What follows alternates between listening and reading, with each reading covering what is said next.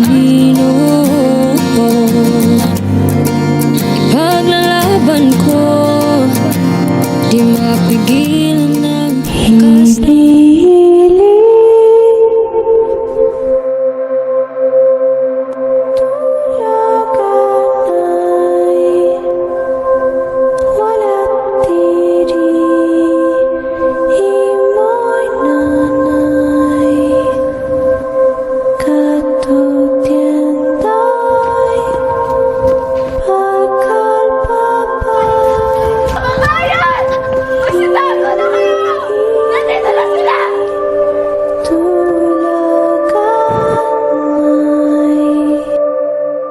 Naaalala niyo pa ba ang ating pinaglaban?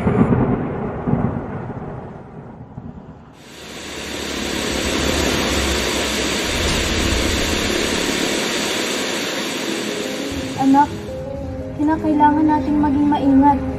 Pinagbabawal na ng mga Espanyol ang ating wika. Ngunit ina, paano natin ipagpapatuloy ang ating kultura?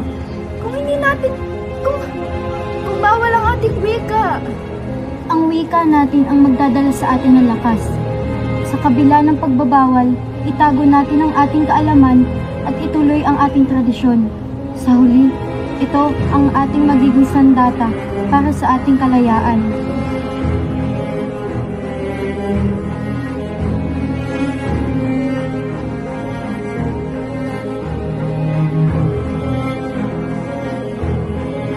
Ang pang-aabuso, pangmamaliit, at pang-aapi sa ating sariling bansa.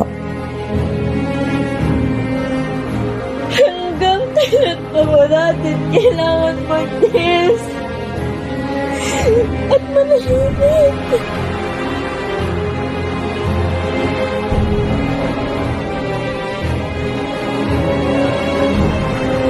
Ang Pilipinas ay sa atin, hindi sa mga Espanyol o sa Ingles o sa mga Hunes.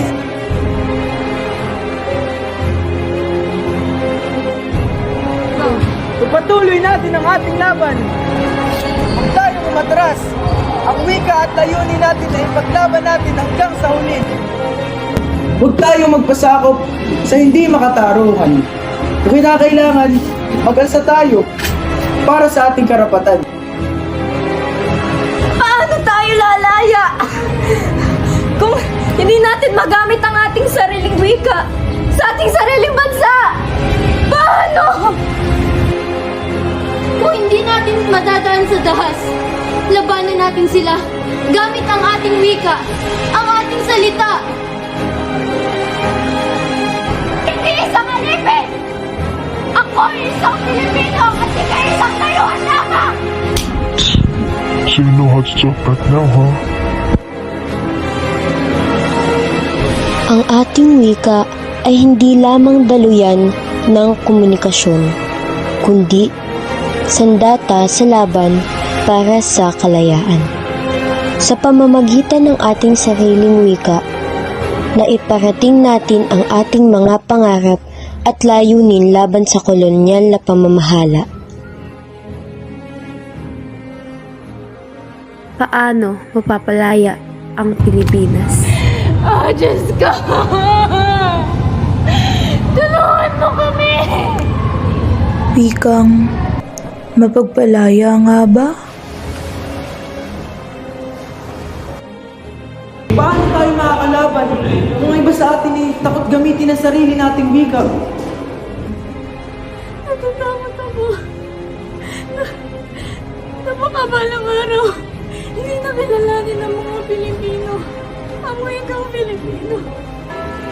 Mapalad tayo dahil dumating ang araw kung saan malaya na natin nagagamit ang ating sariling wikang Pilipino sa ating sariling bansa.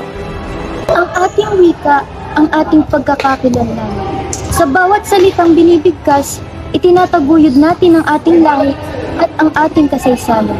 Ngunit, paano natin maipapasa sa susunod na henerasyon kung ang ating wikang nila? Huwag tayong natatakot. Huwag tayong mawala ng pag-asa, anak ko. Sa bawat pagkakataon na tayo nag-uusap, nagkikwentuhan, at at nagtutulungan.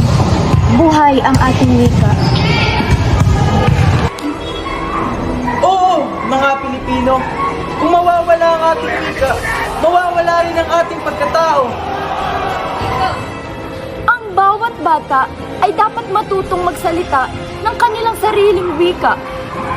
Dapat ipagmalaki nila ang kanilang lahi. At ang ating mga guro, sila ang tagapangalaga ng ating wika at kultura. Dapat silang maging inspirasyon ng kabataan. Kaya naman, mga kababayan, ipaglaban natin ang ating wika. Sa ating mga komunidad, palaganapin natin ang wikang Filipino. Kaya't sama-sama tayong lumaban. Lumaban tayo para sa ating kalayaan at para sa ating wika. At sa bawat salitang ating binibigkas, mas lalo tayong pinapatatag. Isang wika, isang lahi, at isang layunin. Huwag tayong matakot sa pagbabanta. Ang tunay na lakas ay makukuha natin sa pagkakaisa at pagmamahal sa ating wika. Sa ating pagkilos, mapapalakas natin ang ating mga boses. Huwag tayong maging tahimik para sa ating mga pangarap. Huwag tayong matakot. Ang ating wika hindi lamang simbolo ng ating kultura, kundi simbolo ng ating dignidad. Pilas kong hirap. Sa bawat pag-awit, tayo'y nagiging inspirasyon sa isa't isa. Ang wikang Filipino, sa puso ng bawat Pilipino, ay mananatili at lalakas. Ang laya mo'y babantayan, Pilipinas kong mahal. Nagtitiwala